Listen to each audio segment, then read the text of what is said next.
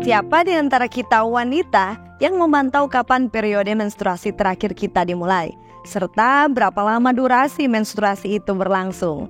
Jika tidak, mungkin ini saatnya untuk kita mulai memperhatikan, karena keterlambatan beberapa hari saja biasanya tidak perlu dikhawatirkan. Namun keterlambatan beberapa minggu, namun tidak mengandung, apakah aman?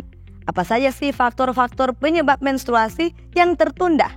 Kenali penyebabnya bersama kami di Live in Fullness to Eternity.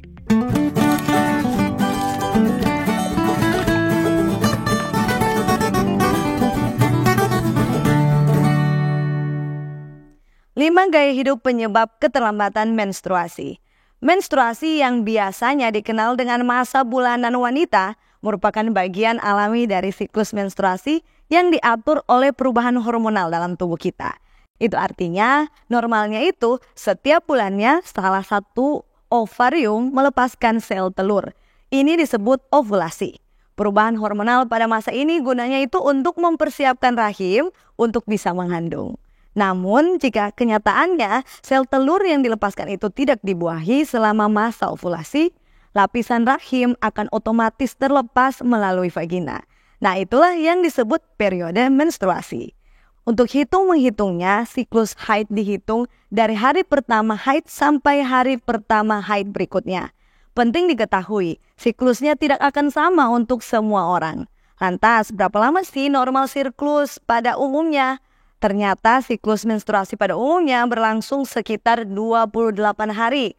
Penelitian sebutkan pendarahan menstruasi mungkin terjadi setiap 21 hingga 35 hari. Sumber lain juga sebutkan 26 hingga 35 hari. Tapi pastinya periode menstruasi biasa berlangsung selama 2 hingga 7 hari. Penting untuk jadi catatan kita.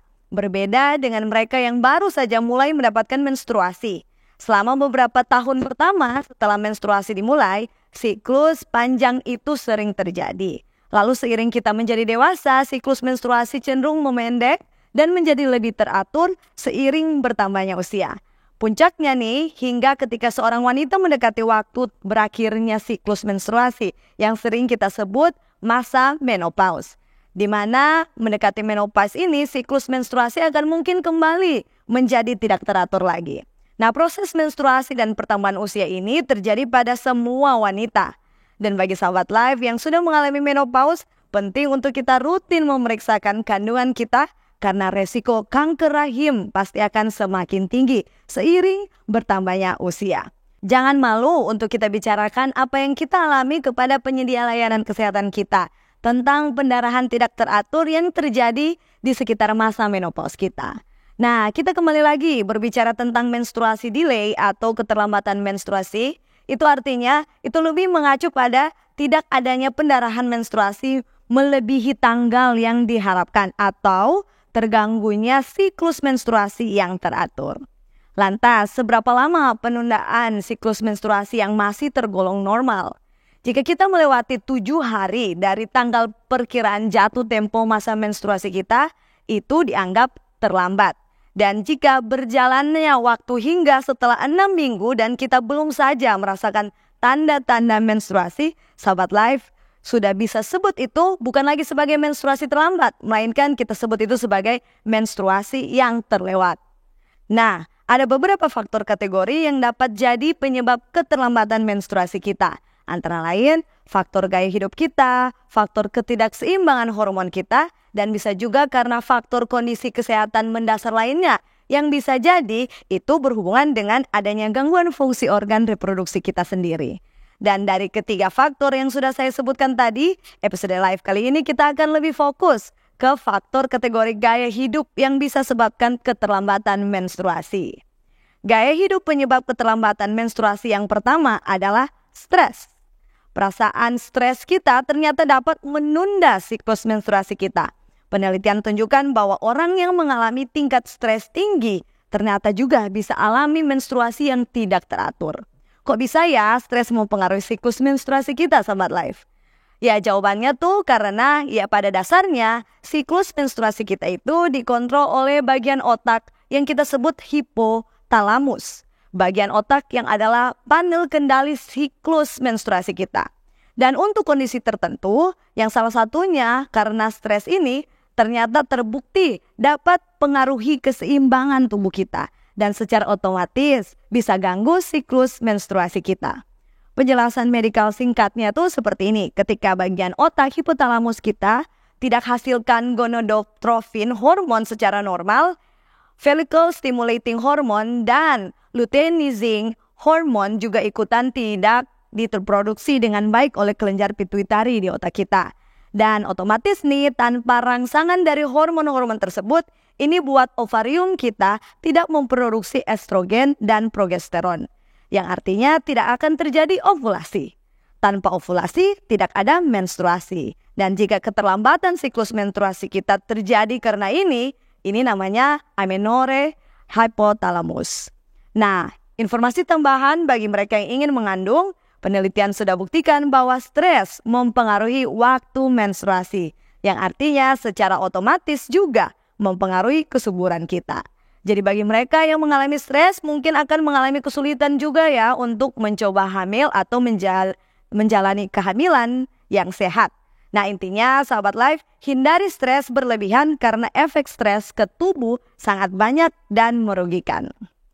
Gaya hidup penyebab keterlambatan menstruasi berikutnya adalah berolahraga berlebih. Penelitian sebutkan sering berolahraga berat dapat menyebabkan menstruasi tidak teratur dan bahkan menstruasi terlewat. Nah yang sama juga bisa terjadi jika kita mulai berolahraga lagi setelah beberapa saat tidak pernah berolahraga. Sebenarnya apa sih terjadi pada tubuh kita saat kita berolahraga berlebih? Ternyata saat kita berolahraga, olahraga kenyataannya bisa berikan tekanan fisik pada tubuh kita sendiri. Dan juga itu disebut stres. Jadi stres yang datang dari olahraga yang berat ini memberitahu otak kita untuk berhenti memproduksi hormon reproduksi. Seperti itu singkatnya. Jadi intinya entah stres secara fisik dan psikis sama-sama mampu ganggu siklus menstruasi kita. Nah, gaya hidup penyebab keterlambatan menstruasi yang ketiga yaitu perubahan berat badan. Kenyataannya hormon estrogen di tubuh kita diproduksi terutama dari jaringan adipose atau jaringan pembentuk lemak di tubuh kita setelah menopause. Namun, perlu sahabat life ketahui bahwa ternyata lemak tambahan apapun dapat menghasilkan estrogen kapan saja dalam hidup seseorang. Itu artinya ketika kadar lemak dalam tubuh kita meningkat, maka kadar estrogen juga akan ikut meningkat. Akibatnya, kelebihan estrogen inilah yang mempengaruhi menstruasi kita. Menstruasi kita akan terasa lebih berat dan tidak teratur. Setelah mendengar ini, pasti kita bertanya-tanya apa sih hormon estrogen ini? Nah, khususnya bagi wanita, hormon estrogen ini penting untuk bangun lapisan rahim, yang tentunya untuk potensi kehamilan selama siklus menstruasi. Nah, ketika kita kehilangan banyak berat badan nih, tubuh kita juga tidak akan bisa memproduksi cukup estrogen, yang artinya kita tidak bisa menstruasi.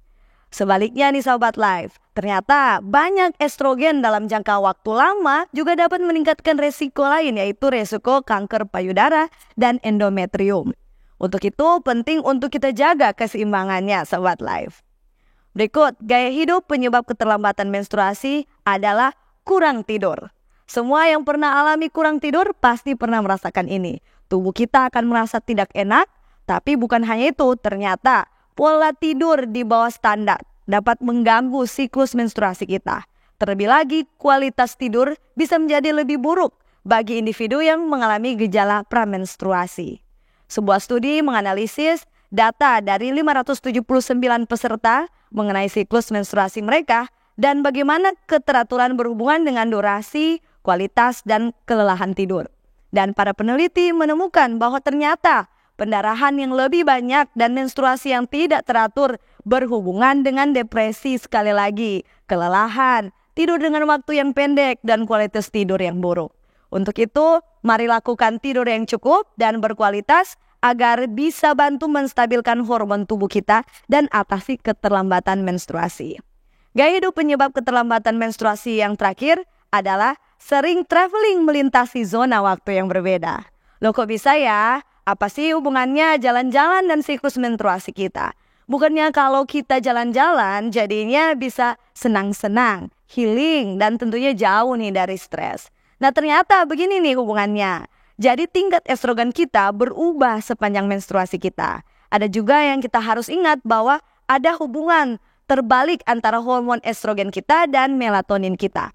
Dimana kalau kadar melatonin itu turun, berarti kadar estrogen kita justru akan naik. Dan begitu sebaliknya. Nah kita lanjut. Sehubungan dengan ini, kenyataannya bepergian melintasi zona waktu dapat mempengaruhi siklus menstruasi karena terganggunya ritme sirkadian. Atau yang lebih kita kenal jam internal tubuh kita. Dan ritme sirkadian kita ini dipengaruhi oleh terang dan gelap. Oleh karena itu, ketika kita melakukan perjalanan melalui zona waktu yang berbeda, tubuh kita otomatis akan mencoba menyesuaikan diri dengan siklus terang gelap yang baru. Caranya otak kita ini akan mulai memproduksi melatonin untuk memberikan sinyal pada tubuh kita bahwa sudah waktunya kita untuk tidur. Tapi sekali lagi, apa yang terjadi kalau kita bepergian ke zona waktu yang lain? Ternyata tubuh kita akan melepas melatonin seolah-olah kita masih di rumah atau tempat asal kita. Dan itu artinya meskipun saat itu di tempat kita berada lagi siang bolong, proses ini akan dapat mengubah kadar hormon tubuh kita, termasuk hormon yang mengatur siklus menstruasi kita. Selain itu, perubahan kebiasaan lainnya akan terjadi kalau kita bepergian. Contohnya, itu seperti kebiasaan pola makan kita, temperatur, hidrasi, dan kebiasaan olahraga kita juga akan dapat mempengaruhi siklus menstruasi kita. Jadi bagi sahabat live yang lagi atau baru selesai jalan-jalan dan siklus menstruasinya terganggu, tentu sudah mengerti alasannya, jangan panik, melainkan mari kembalikan kembali pola hidup sehat kita. Sahabat live, sebagai tambahan, keterlambatan siklus menstruasi kita disebabkan oleh faktor-faktor lainnya. Selain faktor gaya hidup yang sudah saya jelaskan tadi, jadi faktor lainnya lagi itu bisa seperti ketidakseimbangan hormon yang contohnya gangguan tiroid, sindrom ovarium polikistik atau PCOS, atau kontrasepsi hormonal, dan diabetes yang tak terkontrol. Ada juga karena faktor kondisi kesehatan mendasari seperti contohnya kondisi apa saja yang mempengaruhi kesehatan organ reproduksi atau sistem endokrin tubuh kita. Intinya di sini, sahabat live harus ingat, meskipun ketidakteraturan menstruasi yang terjadi sesekali merupakan hal normal yang belum tentu menunjukkan masalah kesehatan yang serius, keterlambatan yang terus-menerus atau berkepanjangan, serta gejala lainnya mungkin memerlukan perhatian dan evaluasi lebih lanjut oleh profesional kesehatan. Mitos atau fakta? Berolahraga saat menstruasi dapat sebabkan keterlambatan menstruasi. Itu adalah mitos. Olahraga justru sehat bagi tubuh. Bisa bantu proses siklus menstruasi kita. Yang harus kita hindari adalah olahraga yang berlebihan tanpa diseimbangi dengan nutrisi yang tepat. Itu baru bisa sebabkan menstruasi yang tidak teratur. Sebagai closing statement atau penutup kita pada episode kali ini, bagi sahabat live yang mengalami keterlambatan siklus menstruasi, jangan panik. Mari kita cari tahu dulu apa sih yang jadi potensi penyebab keterlambatan menstruasi pada diri kita. Caranya, mari coba mulai hindari stres yang berlebihan dan terapkan gaya hidup sehat seperti dengan makan makanan bernutrisi seimbang, olahraga teratur, dan tidak lupa untuk rajin perhatikan siklus menstruasi kita.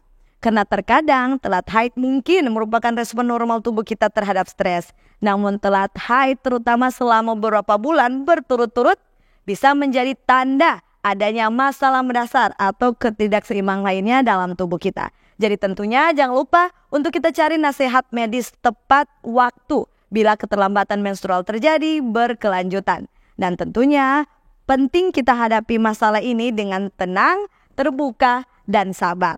Mari lawan stres dan kenali kebutuhan kesehatan tubuh kita bersama Live. Live in fullness to eternity.